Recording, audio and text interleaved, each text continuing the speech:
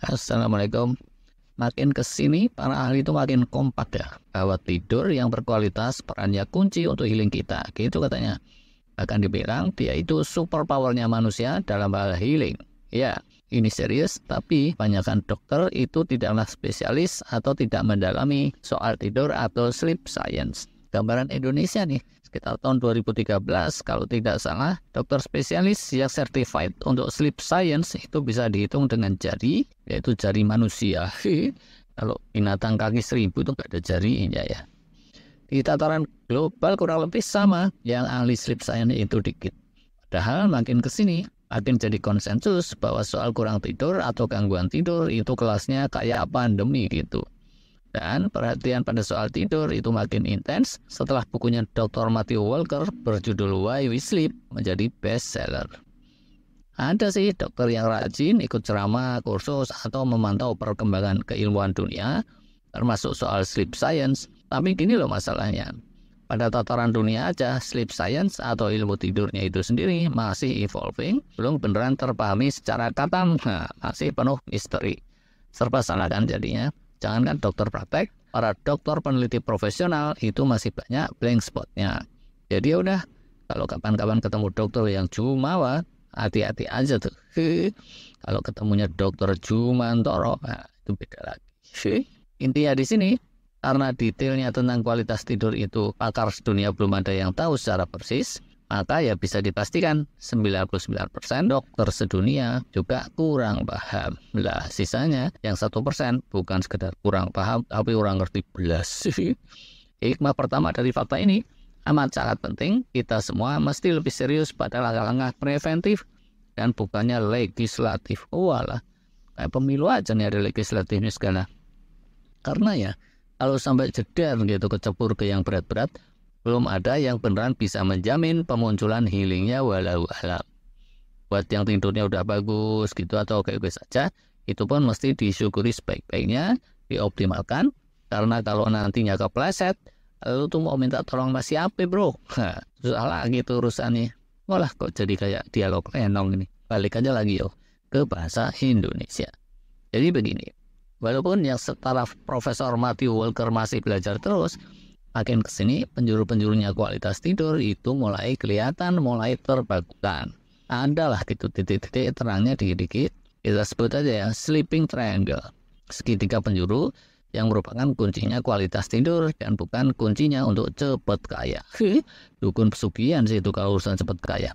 Penting pertama, total durasi tidur secara neto, yaitu alokasi waktu untuk tidur kita dikurangi waktu riap-riap atau ngelilir-ngelilir awake-nya.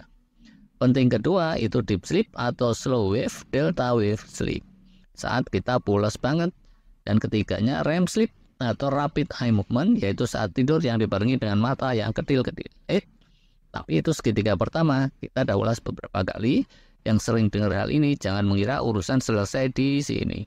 Ada lagi segitiga kedua yang lebih penting yang selama ini kita belum beneran ulas, tapi sebenarnya itu lebih mendasar, lebih esensial, dan lebih menggambarkan hakikatnya healing serta rejuvenation, yaitu kita sebut saja healing triangle. Kayak gini nih segitiganya. Salah gambar sih. Kalau itu sih segitiga pengamannya mobil nih. Untung gak keliru segitiganya mama. sorry. Nah, ini ya bener. Di tangannya ya udah, itu diri kita, bangunan tubuh kita, permesinan tubuh kita. Nah, untuk mendapatkan tidur yang berkualitas, itu tubuh kita setelannya mesti optimal juga di 3 penjuru healing tersebut.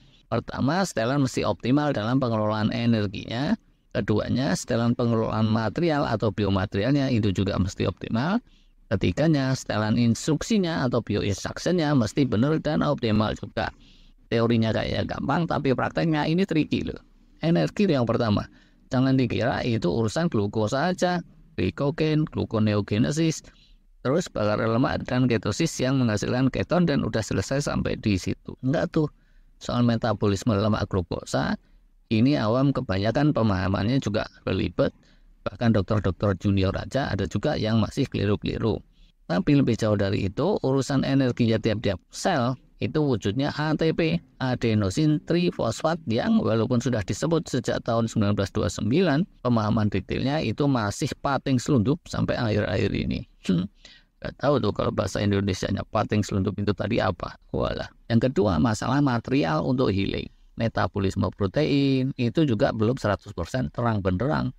Terus soal hormon, enzim koenzim, itu pun bukan barang yang bisa dibayangi dengan gamblang oleh para dokter dan ahli biologi, apalagi sama orang-orang awam kayak saya gini. Belum lagi kalau bicara stem cell, itu ahlinya ahli bermunculan baru-baru ini aja kan ya. Dan booster pemunculannya secara alami itu pun belum beneran terang benderang. Yang ketiga, bioinstruction itu pun juga masih remeng-remeng. Ada yang sifatnya biokimia, ada pula yang sifatnya non-biokimia. Lab gulita malah sisi yang non-biokimia. Dr. Melvin sudah pernah kita bahas tuh. Dia membuktikan bahwa sel-sel itu bisa saling berkomunikasi melalui sinyal-sinyal bioelektrik.